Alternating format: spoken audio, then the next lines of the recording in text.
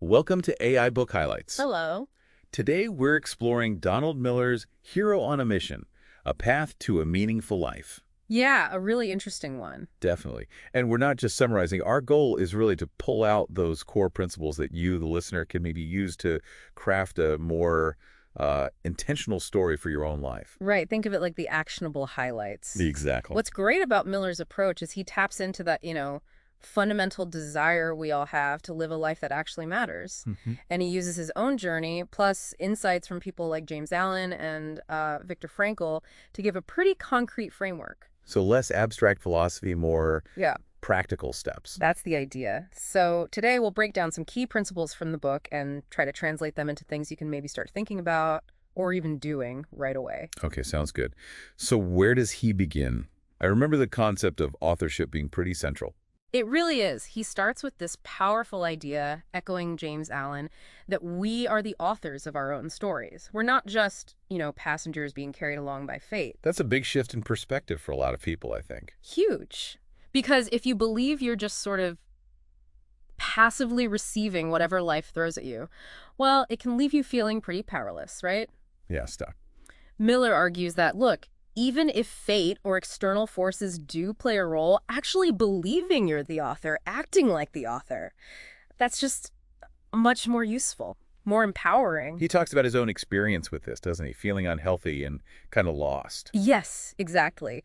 He describes a time where he felt like he'd basically just handed his pen over to fate, stopped trying to shape the narrative. But then he realized he could pick it back up. That's the key insight, realizing he could edit his story, revise it, take back control. That was transformative for him.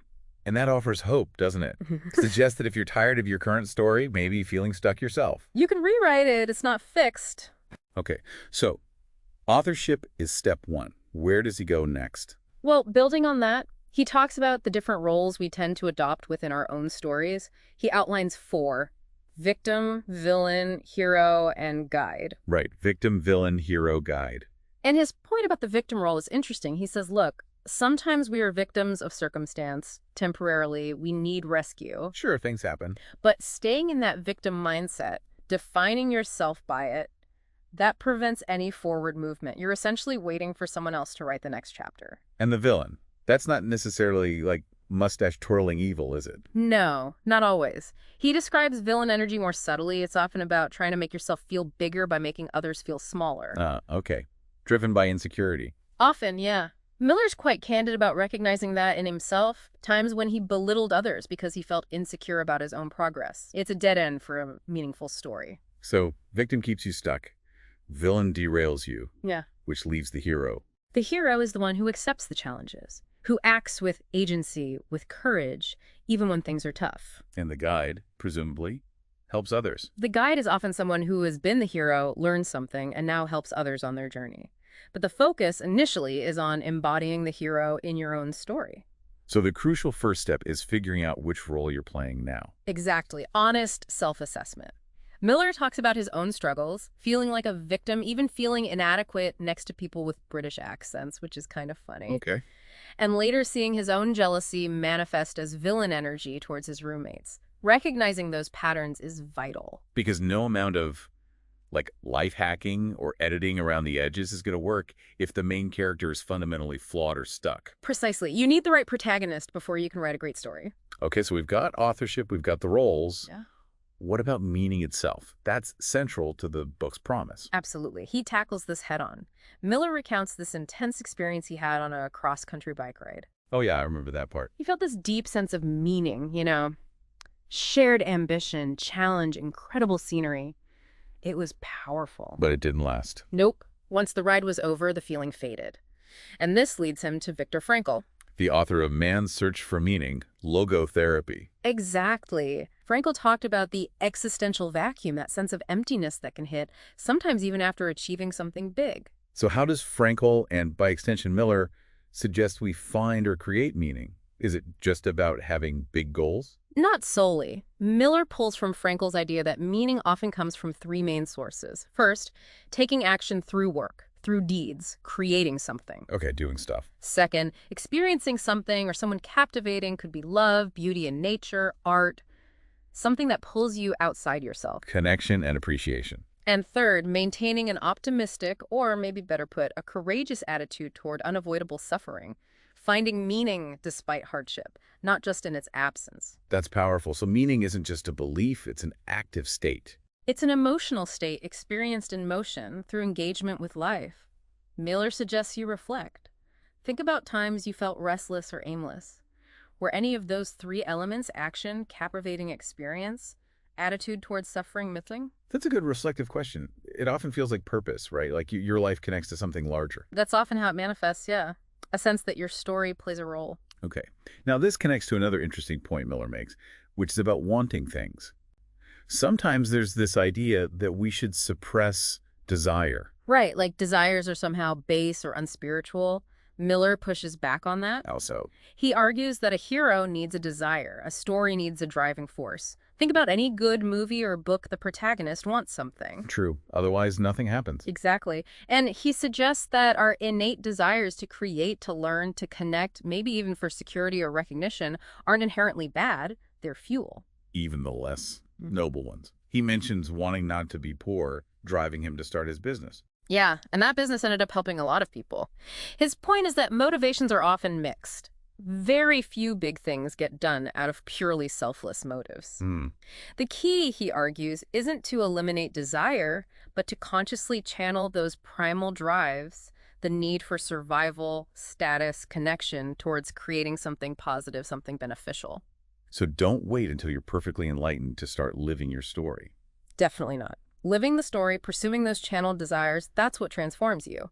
He encourages you to look at your own core, wants financial freedom, making an impact, mastering a skill, and ask, how could this energy be used for good? Use the fuel you have, basically. Use the fuel you have, but steer the car intentionally. Okay, that makes sense. So we need agency, the right role, engagement for meaning, channel desire. How do we keep it all on track? Vision and ritual. That's the final piece we'll highlight.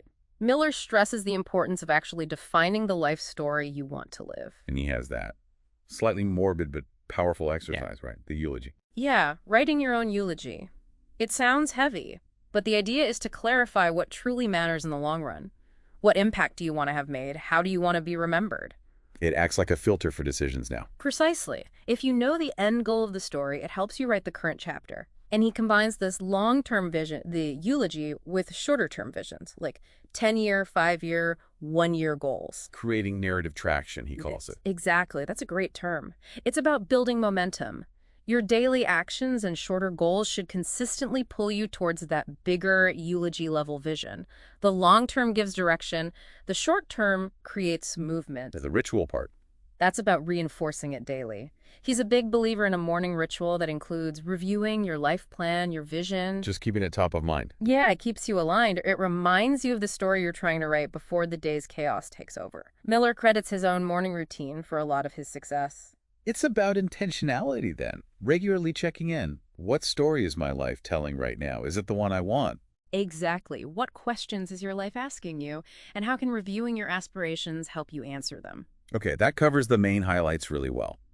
Let's distill this into some actionable takeaways for listeners. Sounds good. So, based on everything we discussed, what's the first practical step someone could take? I think it has to be identifying your current role. Following Miller's idea, take a really honest look at your recent actions, your mindset. Ask yourself, am I mostly operating as a victim, blaming things outside my control? Or maybe slipping into that villain mode, putting others down, consciously or unconsciously. And if you see those patterns, Make a conscious choice. Decide to shift towards embodying the hero, taking responsibility, facing the challenges head on, even small ones at first. It's about claiming that agency. okay, step one, own your role, choose the hero. What's next? Second, define a meaningful mission, even a small one, drawing from Frankl's ideas. So find something that requires action. Yes. Identify a project, maybe learn a skill, volunteer, start that creative thing you've been putting off, something that requires you to do something. And also cultivate appreciation. Right. Actively notice and appreciate the people, the moments of beauty, the good things around you. That's the captivating experience part. And crucially, try to reframe challenges. See them not just as roadblocks, but as part of the story, opportunities for growth. Even if you start really small. especially if you start small. Yeah. Just get the ball rolling. Action, appreciation, attitude. Got it. And the third takeaway. Take on that eulogy exercise. Seriously consider doing it. It sounds daunting, but potentially really clarifying. It is. Imagine the end. What would you want people to honestly say about how you lived, who you loved, what difference you made? It forces you to define your core values. Exactly. It helps you figure out what kind of story you really want your life to be. That clarity is invaluable. Identify your role, define a mission, draft your eulogy. Those are 3 really concrete actions. They offer a solid starting point, pulling directly from Miller's framework for taking control of your narrative. Absolutely. And these highlights just scratch the surface, really. Oh, for sure. The book itself goes into much more detail, provides templates for life planning, daily rituals, all of that. It's a very practical guide. Well, thank you for joining us on Hey iBook Highlights and walking through these ideas. My pleasure. If these insights spark something for you, if you feel ready to dig deeper into Donald Miller's approach to living a more meaningful life, we definitely recommend picking up a copy of Hero on a Mission, A Path to a Meaningful Life. It's a worthwhile read. For sure. You'll find a link to purchase it right there in the description below. Why not start writing your next, more intentional chapter today?